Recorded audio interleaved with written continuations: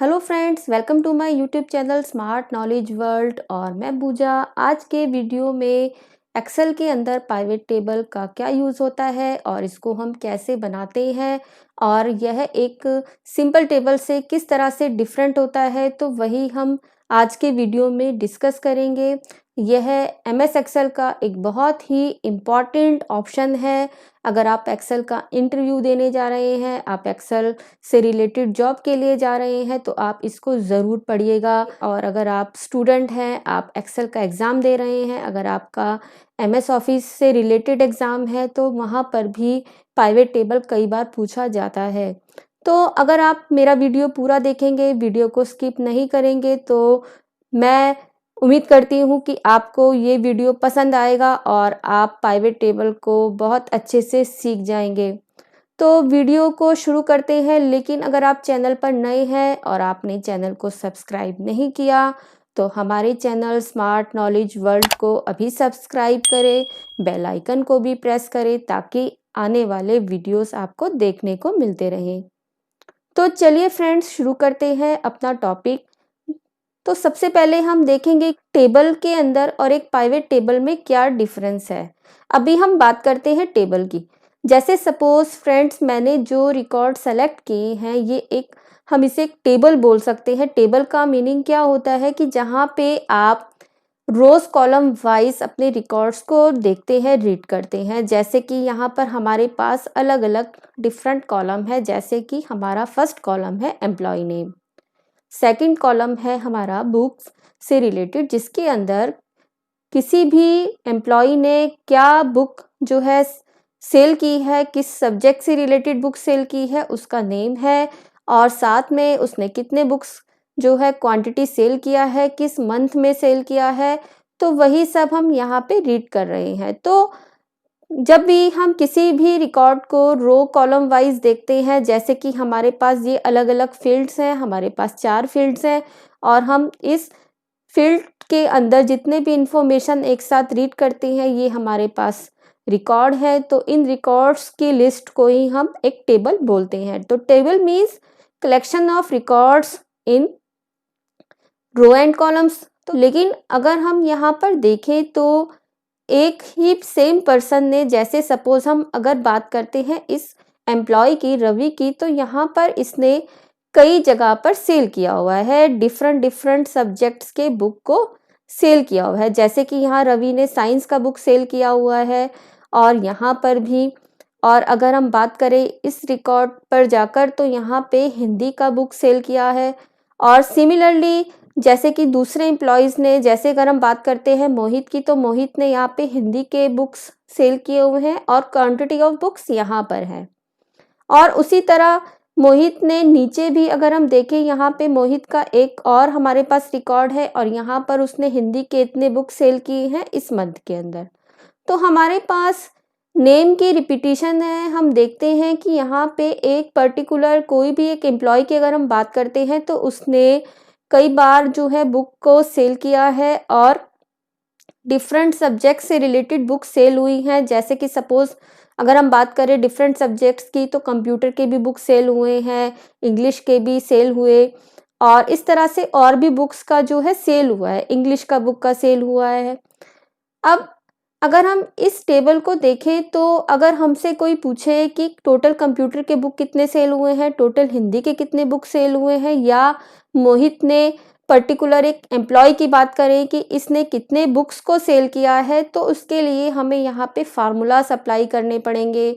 हमें एक एक पर्सन के लिए अगर हम रिकॉर्ड निकालना चाहते हैं, अगर हम एक एक पर्सन के बारे में देखना चाहते हैं कि उसने टोटल नंबर ऑफ बुक्स कितने सेल किए, या हम बात करें सिर्फ एक पर्टिकुलर बुक की, जैसे हम देखना चाहते हैं कि कंप्यूटर के टोटल कितने बुक सेल हुए, या इंग्लिश के टोटल नंबर ऑफ बुक्स कितने सेल्स हुए, तो इसके लिए हमें यहाँ पे फार्मूलास को अप्लाई करना पड़ेगा। क्योंकि फ्रेंड्स, हम यहाँ पे एनालाइज नहीं कर पा रहे हैं, क्योंकि यहाँ पे डुप्लीकेसी है।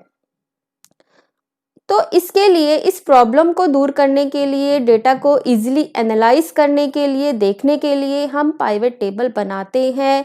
ये डेटा को एनालाइज करता है, उसकी समरी बनाता है। तो समरी बनाने के लिए जो फंक्शंस होते हैं, जो फंक्शन हमें खुद लगाने पड़ते हैं, वो फंक्शन हमें खुद ना लगा के हमें पाइवट टेबल अपने आप लगा के देता है। सिर्फ हम बताते हैं कि हमें किस कॉलम पे क्या फंक्शन लगाना है और किसको हमें किस तरह से अलाइन करना है, row wise and column wise.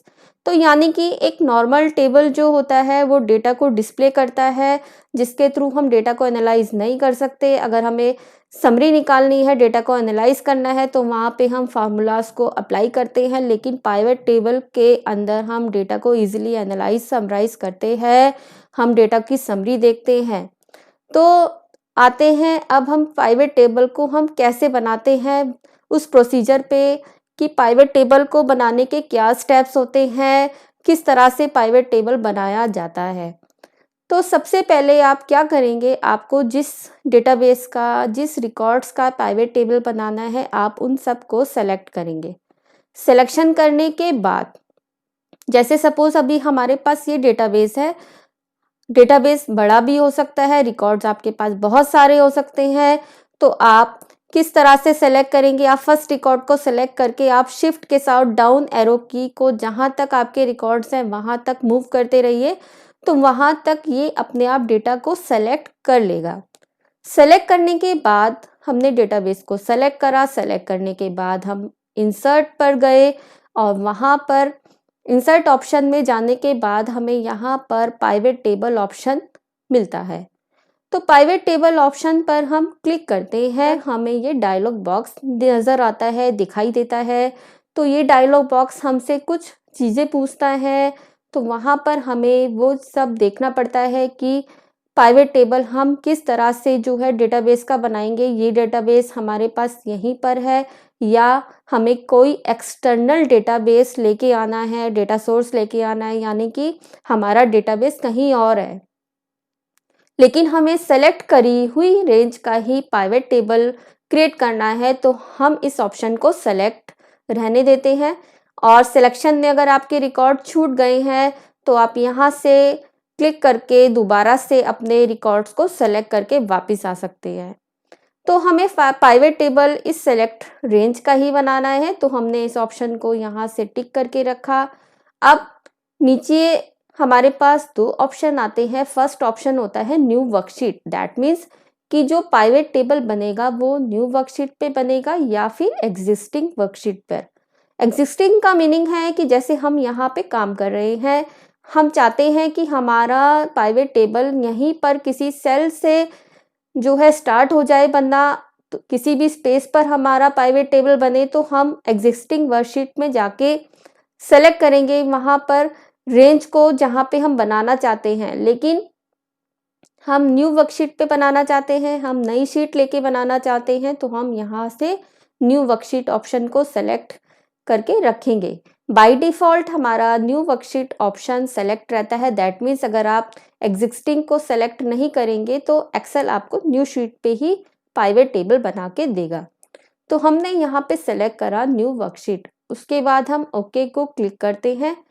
Okay को क्लिक करने के बाद हमारे पास एक न्यू शीट ऐड होता है और न्यू शीट जो भी ऐड होता है वहाँ पर हमें पाइवट टेबल डिज़ाइन करने के लिए ये एक एरिया मिलता है जिसके अंदर हम पाइवट टेबल को डिज़ाइन करते हैं। अब आप कहेंगे कि यहाँ पे हमें कोई भी रिकॉर्ड नज़र नहीं आ रहा, जिसके लिए हमें पाइवट टेबल बनाना था, हमने जो रिकॉर्ड सेलेक्ट करे थे वो कोई रिकॉर्ड यहाँ पर नहीं है। तो वो रिकॉर्ड आपके कैसे यहाँ पर आएंगे, तो यहाँ पर पाइवट टेबल फील्ड ऑप्शन आपको दिखाई दे रहा है, या जिसके अंदर आप देख सकते हैं कि हमारे डेटाबेस के अंदर जो फील्ड्स थे, फील्ड्स का मीनिंग मैंने आपको बताया था कि फील्ड का मीनिंग होता है कॉलम की हेडिंग। जैसे कि आपने जो भी रिकॉर्ड फिल करे थे उनके कॉलम की हेडिंग्स क्या क्या थे, employee name, book, sale quantity, sale month. तो जो भी हमने कॉलम्स नेम्स दिए थे, फील्ड्स के नेम दिए थे। और स्टूडेंट्स, मैं आपको एक चीज़ और बता दूं कि जो हमारे फील्ड्स होते हैं उसको डेटाबेस में हम एट्रीब्यूट्स भी बोलते हैं। तो हमारे एट्रीब्यूट नेम्स थे employee name, book, sale quantity and sale month. अब हम जिसको भी टिक करते हैं वो हमें विजिबल होने लगता है। जैसे कि हमने चाहा कि हमारी पाइवेट टेबल के अंदर employee name, book, sale quantity और सेल मंथ इंक्लूड हो जाए। तो हमने सबको जैसे ही क्लिक किया, क्लिक करने के बाद आप देख रहे हैं कि यहाँ पे वो सभी फील्ड्स के डेटा को जो है पाइवेट टेबल विजिबल करता है। तो अगर हम चाहते हैं कि हमें सेल मंथ नहीं देखना, सपोज हमने इसको यहाँ से हटा दिया है हमने, तो अब हम देखते हैं कि वो इंफॉर्मेशन यहाँ से चली गई। जैसे ही हम इसको क्लिक करते हैं तो हमारे पास सेल मंथ आता है, अदरवाइज हमारे पास सेल मंथ यहाँ से विजिबल नहीं होता। तो आपके ऊपर, अगर आप किसी भी फील्ड को विजिबल करना चाहते हैं तो आप उसे टिक कीजिए, क्लिक कीजिए यहाँ से, अदरवाइज आप इसे डिसलेक्ट कर दीजिए। कई बार फ्रेंड्स क्या होगा कि आपके पास जो है, अभी हमारे पास जो डिफ़ॉल्ट ऑप्शन है field section and area section stacked, तो यहाँ पे इस ऑप्शन को अगर हमने सेलेक्ट किया, यानी बाय डिफ़ॉल्ट तो ये ऑप्शन सेलेक्ट ही रहता है। तो फील्ड सेक्शन और एरिया सेक्शन क्या होता है? फील्ड सेक्शन मीन्स ये आपका फील्ड सेक्शन है, आप किस फील्ड को दिखाना चाहते हैं तो आप यहाँ से बताएंगे कि आपको किस फील्ड को यहाँ पे इंक्लूड करना है एरिया में और किसे नहीं। अगर किसी और ऑप्शन पे अगर आप जाते हैं, जैसे आप फील्ड सेक्शन देखना चाहते हैं, आपने फील्ड को ही सेलेक्ट किया, अगर आप फील्ड एंड एरिया सेक्शन दोनों चाहते हैं तो आपने जैसे ही इसको क्लिक किया तो यहाँ पर डिफरेंट ऑप्शन है। जैसे हमने फील्ड सेक्शन और एरिया सेक्शन स्टैक को क्लिक किया तो हमें यहाँ पर फील्ड सेक्शन भी दिखाई दे रहा है, और यहाँ पे जो भी इंफॉर्मेशन विजिबल होगी उसको हम कैसे सेट करेंगे, तो उसके लिए हमें एरिया सेक्शन भी दिखा रहा है। अब यहाँ पे आप 4 ऑप्शन देख रहे हैं, तो 4 ऑप्शन कौन कौन से हैं? पहला ऑप्शन है फिल्टर्स, नेक्स्ट है कॉलम्स, रोज एंड वैल्यूज। अब हमें इन चारों के बारे में पता होना चाहिए। फिल्टर ऑप्शन क्या होता है कि अगर हमें एक स्पेसिफिक रिकॉर्ड पे फिल्टर लगाना है, जैसे कि हमारे पास एक लिस्ट है, हम चाहते हैं कि उसमें एक पर्टिकुलर पर्सन का ही हमें रिकॉर्ड देखना है, या हम मंथ वाइज रिकॉर्ड देखना चाहते हैं, हम चाहते हैं कि हमें जनवरी मंथ का ही रिकॉर्ड्स देखने हैं, तो हम देखेंगे कि हम किस चीज़ पर क्वेरी लगा रहे हैं। हमने बोला कि हमें जनवरी मंथ के रिकॉर्ड्स देखने हैं, और जनवरी किसकी वैल्यू है? वो सेल मंथ की फील्ड की वैल्यू है, तो हम इसे उठा के यहाँ पे फिल्टर ऑप्शन में ड्रैग करेंगे तो हमारा उस पर फिल्टर अप्लाई हो जाएगा। फिर आते हैं हम कॉलम के सेक्शन पे। अगर हम कॉलम में, अगर हम किसी भी फील्ड को कॉलम के अंदर ड्रैग करते हैं तो हमारा वो field value column wise display होगा इस तरह से, हर एक कॉलम पर जाकर। अगर हम किसी भी फील्ड को रो लेबल के अंदर डिज़ाइन करते हैं, अगर हम फील्ड को रो में रखते हैं तो हमें वो फील्ड्स रो वाइज नज़र आएंगे। जैसे कि एम्प्लॉय नेम और बुक अभी रो एरिया में है, तो आप देख रहे हैं कि एम्प्लॉय के नेम के नीचे ही जो है बुक नेम आपको नज़र आ रहा है, क्योंकि आपने इन दोनों को रो लेबल हेडिंग के अंदर रखा है। फिर आते हैं वैल्यू ऑप्शन के अंदर। अगर आप वैल्यू एरिया में कोई फील्ड देखते हैं, ज़्यादातर जो भी न्यूमेरिक फील्ड्स होते हैं वही वैल्यू एरिया में आएगा। आप उस पर फंक्शन क्या लगाना चाहते हैं, अगर आप सम फंक्शन देखना चाहते हैं, अगर आप चाहते हैं क्वांटिटी का टोटल हो जाए, तो आप उस फील्ड को जिसका आपने सम करना है उसे आप यहाँ पे ड्रैग करेंगे। और बाय डिफ़ॉल्ट जब भी आप किसी भी फील्ड को यहाँ से इंक्लूड करते हैं प्राइवेट टेबल के अंदर, अगर वो न्यूमेरिक फील्ड है तो वो ऑटोमेटिकली वैल्यूज़ एरिया में चला जाता है। इसके अलावा अगर हम चाहते हैं कि किसी भी पर्टिकुलर एम्प्लॉय ने कितनी बार सेल की है, जैसे हम काउंट करना चाहते हैं कि मोहित ने टोटल कितनी बार सेल किया है, तो हम अगर एम्प्लॉय नेम को भी वैल्यूज़ फील्ड के अंदर रख देंगे, वैल्यूज़ ऑप्शन के अंदर रखते हैं अगर हम एम्प्लॉय नेम को, तो वो हमें बताएगा कि इस एम्प्लॉय ने कितनी बार सेल करा है, उस पर काउंट फंक्शन अप्लाई करके। तो अब हम देखते हैं हम इनका यूज़ कैसे करते हैं। जैसे सपोज़ हमारे पास एम्प्लॉय नेम है, बुक का नेम है, और हम सेल मंथ को भी रखना चाहते हैं। हमने जैसे ही यहाँ सेल मंथ को ड्रैग किया तो रो हेडर में हमें सेल मंथ की इंफॉर्मेशन भी आने लगी। लेकिन अगर हम चाहते हैं कि सेल मंथ कॉलम्स ऑप्शन में चला जाए, जैसे ही हमने इसको सेल मंथ को कॉलम वाइज करा तो हमें यहाँ पर ऊपर कॉलम वाइज मंथ की इंफॉर्मेशन नज़र आ रही है। हम जितने भी मंथ्स हैं हम उन्हें कॉलम वाइज रीड कर रहे हैं। तो इस तरह से हमें दिखाई दे रहा है कि किसी भी एम्प्लॉई ने किस मंथ के अंदर कितने बुक्स को सेल किया है, कौन कौन से सब्जेक्ट की बुक्स को सेल किया है। अगर हम किसी भी एक रिकॉर्ड को देखना चाहते हैं तो इस तरह से हम इसको ऑफ भी कर सकते हैं, हमें एक पर्टिकुलर रिकॉर्ड ही नजर आ रहा है।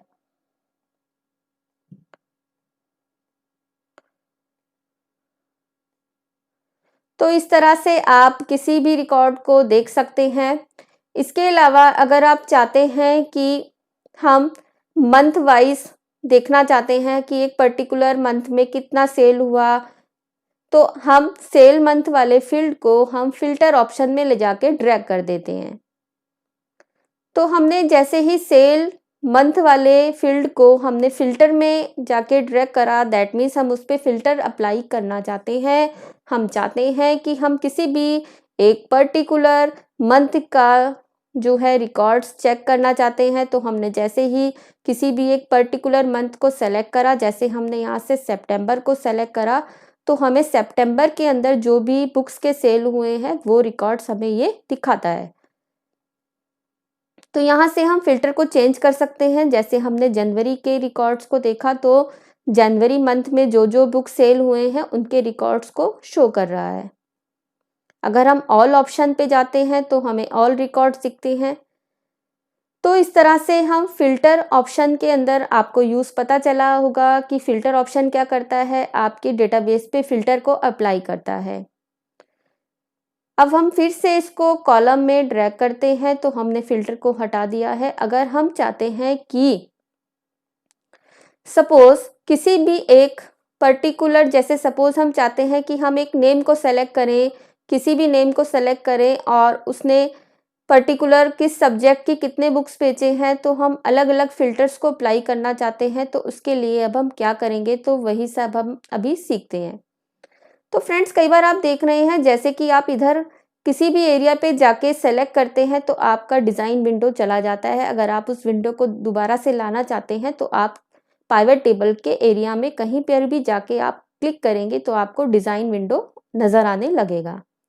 अभी हम बात कर रहे थे कि अगर हम एक पर्टिकुलर फील्ड के लिए अगर हम अलग से फ़िल्टर अप्लाई करना चाहते हैं, हम यहाँ पे जाते हैं कि हमें किसी भी पर्टिकुलर पर्सन को सेलेक्ट करें और उसने पर्टिकुलर किसी एक सब्जेक्ट से रिलेटेड कितने बुक्स को सेल किया, उस पे भी हम फ़िल्टर लगाना चाहते हैं। तो डिफरेंट फ़िल्टर को हम कैसे अप्लाई करते हैं, तो आइए देखते हैं। डिफरेंट फ़िल्टर्स को अप्लाई करने के लिए आप यहाँ पर एनालाइज ऑप्शन देख रहे हैं। आप एनालाइज ऑप्शन पे जाएंगे और वहाँ पर आप ऑप्शन देख रहे हैं इंसर्ट स्लाइसर। इंसर्ट स्लाइसर क्या करता है, इंसर्ट स्लाइसर हमारे किसी भी फील्ड पर फिल्टर को अप्लाई करता है अलग से। जैसे हम एम्प्लॉय के नेम पर फिल्टर लगाना चाहते हैं, हमने इसको क्लिक किया कि हम इस फील्ड पर स्लाइसर लगा रहे हैं, ओके करा, तो ये हमारा एम्प्लॉय नेम के फील्ड पर एक फिल्टर अप्लाई हुआ है अलग से। इसे बोलते हैं फ्रेंड्स स्लाइसर। स्लाइसर का क्या यूज़ है, ये एक पर्टिकुलर किसी भी एक स्पेसिफिक फील्ड पे आपको फिल्टर अप्लाई करके देता है। अब आप इस फिल्टर में किसी भी वैल्यू को, जिसको भी आप सेलेक्ट करते हैं, तो वो उस पर्टिकुलर पर्सन का ही रिकॉर्ड आपको दिखाएगा। तो हम देख रहे हैं, हम किसी भी एक एम्प्लॉय नेम को सेलेक्ट करते हैं तो उसी से रिलेटेड वैल्यूज़ विजिबल होती हैं हमारी टेबल के अंदर। अब यहाँ पर जाके हम अगर इसे हटाना चाहते हैं तो हम क्लियर फिल्टर ऑप्शन पे क्लिक करेंगे। जैसे ही हमने क्लियर फिल्टर ऑप्शन पे क्लिक किया, ये हमारा क्लियर फिल्टर ऑप्शन होता है।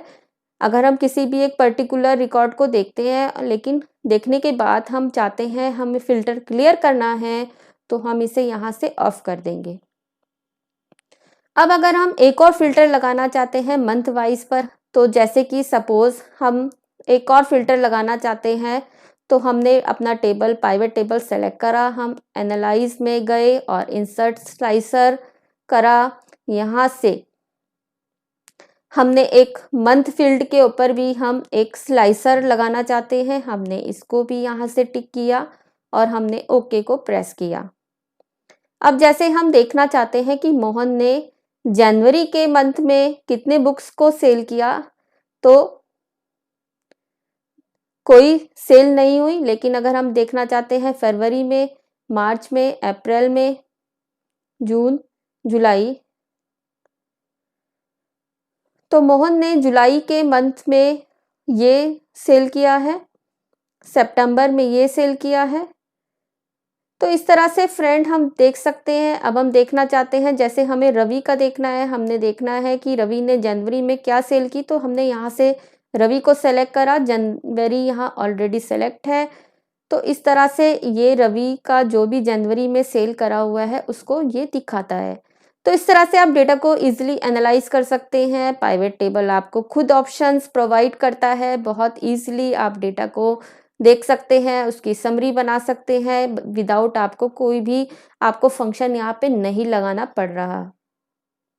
अब जैसे हमने विकास को सेलेक्ट करा, हमने यहाँ से सितंबर सेलेक्ट करा, तो सितंबर में ये सेल हुआ है विकास के द्वारा, विकास ने ये बुक सेल की है। तो इस तरह से हम देख रहे हैं स्लाइजर का यूज। स्लाइजर क्या होता है? स्लाइजर एक फिल्टर है, एक सेपरेट आपको फिल्टर अप्लाई करके देता है पाइवेट टेबल स्लाइजर के थ्रू, और एक से ज़्यादा आप स्लाइजर लगा सकते हैं और अपने कंडीशन के अकॉर्डिंग आप रिकॉर्ड्स को सर्च कर सकते हैं।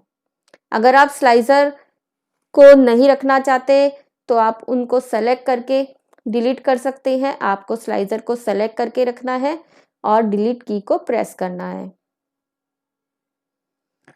तो इस तरह से हमने फिल्टर को क्लियर कर दिया। हम यहाँ पे देख सकते हैं। अब जैसे अगर हम बात करें इस रिकॉर्ड की, तो उसका काउंट करके ये हमें यहाँ पर बता रहा है कि नितिन ने कितने टाइम बुक्स को सेल किया। तो इस तरह से फ्रेंड्स हम किसी भी न्यूमेरिक फील्ड के अलावा अगर हम किसी भी और फील्ड को यहाँ पे वैल्यू एरिया में ड्रैग करते हैं, तो वो उसको काउंट फंक्शन से काउंट करके हमें बताएगा कि इस पर्सन ने कितनी बार जो है सेल किया। तो वापस हम सेल मंथ को यहाँ पे ड्रैग करते हैं, तो ये जो व्यू है ये हमें ठीक लगता है अपने डेटाबेस के लिए। कि जैसे सपोज ये मोहन है, इसने कंप्यूटर का जो बुक सेल किया था वो सितंबर में 33 था। इंग्लिश का बुक जो है जुलाई में टोटल जो क्वांटिटी थी वो 77 सेल करी थी। तो इस तरह से फ्रेंड्स आप पाइवेट टेबल का यूज़ करके डिज़ाइन कर सकते हैं। आप डेटा को किस तरह से समराइज करना चाहते हैं, किस तरह से आप जो है रो हेडिंग चाहते हैं, कॉलम हेडिंग्स चाहते हैं, तो वही सब आप इजीली इस पाइवेट टेबल ऑप्शन से बना सकते हैं। अब एक चीज़ और, जैसे कि अब हम चाहते हैं कि जैसे यहाँ पर हमने जब भी रिकॉर्ड की एंट्री करी थी, तो हमारा जो है रिकॉर्ड कई बार हमने गलत फिल कर दिया और अब हम उसे चेंज करते हैं। जैसे सपोज हमने यहाँ पर नितिन के इंग्लिश जो बुक की क्वांटिटी है जनवरी की, ये 55 है, बजाय इसको 100 होना चाहिए था। अगर हम इसे 100 यहाँ पर करते हैं, हमने डेटा को सेव करा, हमने यहाँ पर नितिन की इंग्लिश का जो बुक क्वांटिटी थी उसको 100 करा, लेकिन अगर हम पाइवेट टेबल में जाते हैं तो जो क्वांटिटी थी वो 55 ऑलरेडी शो कर रहा है। इसको पाइवेट टेबल ने चेंज यहाँ पर नहीं करा। तो अब इस प्रॉब्लम को हम कैसे सॉल्व करेंगे? इसके लिए आपको क्या करना है, जब आप अपने न्यू वैल्यूज़ को वहाँ फिल करते हैं, सेव करते हैं, उसके बाद आप एनालाइज ऑप्शन में जाएंगे और वहाँ पे आपको एक ऑप्शन दिखाई देगा रिफ्रेश। रिफ्रेश ऑल करते ही क्या होगा फ्रेंड्स, जो भी हमने वहाँ पर अभी वैल्यू अपडेट की है, चेंज की है, तो वो आपको यहाँ पे रिफ्लेक्ट करी हुई नज़र आएंगी। आपका डेटा भी जो है चेंज हो जाएगा। तो जो भी आपने वैल्यूज शीट 1 में न्यू वैल्यू फिल करी वो ऑटोमेटिकली यहाँ पे अपडेट हो गई है। तो रिफ्रेश ऑल करने के बाद क्या हुआ, हमने देखा कि जो हमने नई वैल्यूज़ फिल करी, हमने अपने डेटा को जो भी अपडेट किया, वो हमारा डेटाबेस ऑटोमेटिकली डेटाबेस हमारा यहाँ पे भी अपडेट हो गया है। अब फ्रेंड्स अगर आप बात करते हैं फॉर्मेट की, अगर आप चाहते हैं कि आपका जो टेबल का फॉर्मेट है थोड़ा सा चेंज हो जाए, आप उसका थोड़ा व्यू डिज़ाइन चेंज करना चाहते हैं, तो आप टेबल को सेलेक्ट करिए और यहाँ पे आप जो देख रहे हैं, आप जिस भी ऑप्शन को सेलेक्ट करते हैं उसी के अकॉर्डिंग आपको अपना पाइवेट टेबल का जो फॉर्मेट है वो नज़र आता है। तो इस तरह से हम उसका डिज़ाइन भी यहाँ से चेंज कर सकते हैं। अब अगर आपको सेम पाइवेट टेबल का जो आप व्यू देख रहे हैं, आप चाहते हैं कि हमारा इसी तरह से जो डेटा है वो किसी और शीट पे भी चला जाए, हम चाहते हैं कि इसी तरह से हम इस डेटाबेस को कहीं और भी रखना चाहते हैं, तो आप अपने डेटाबेस को सेलेक्ट कीजिए। आप अपने डेटा को सेलेक्ट कीजिए। जैसे ही आपने डेटा को सेलेक्ट करा, सेलेक्ट करके आपने कॉपी करा और आपने न्यू शीट पे जाके Ctrl+V से उसको पेस्ट करा, तो जो भी डेटा पाइवेट टेबल में आपको दिखाई दे रहा था उसी तरह का व्यू आपको नया जो है मिल गया है इस शीट पर। तो यानी कि हम डेटा को समराइज एनालाइज करने के अलावा उसे हम किसी और जगह पर भी कॉपी कर सकते हैं जहां पर भी हम चाहते हैं। पाइवेट टेबल ने ऑलरेडी फार्मूलाज अप्लाई करके हमें रिकॉर्ड्स को समराइज करके दिया, जिससे हम अपने डेटा को ईजिली देख सकते हैं, समझ सकते हैं। तो इस तरह से आज के वीडियो में आप समझ चुके होंगे कि हम किसी भी डेटाबेस में जिसमें हमारे पास नाम की डुप्लीकेसी थी, जिसमें बुक्स की भी डुप्लीकेसी थी, मतलब एक सब्जेक्ट से रिलेटेड बुक कई बार सेल की गई थी, तो इस तरह से हमने उसकी किस तरह से समरी बनाई। तो जैसे कि अब हम इजीली इस डेटा को देख सकते हैं कि किस पर्सन ने किस सब्जेक्ट की कितनी बुक सेल की और क्या अलग-अलग टोटल क्वांटिटी सेल हुई। तो फ्रेंड्स, ये था आज का वीडियो और आज के वीडियो को देखने के बाद अगर आपको हमारा वीडियो पसंद आए तो वीडियो को लाइक कीजिए, ज़्यादा से ज़्यादा शेयर कीजिए, कमेंट कीजिए। लेकिन अगर आपने चैनल को अभी तक सब्सक्राइब नहीं किया तो सब्सक्राइब बटन को दबाइए, हमारे चैनल को सब्सक्राइब कीजिए ताकि आने वाले इम्पॉर्टेंट वीडियोज़ भी आपको देखने को मिलते रहे।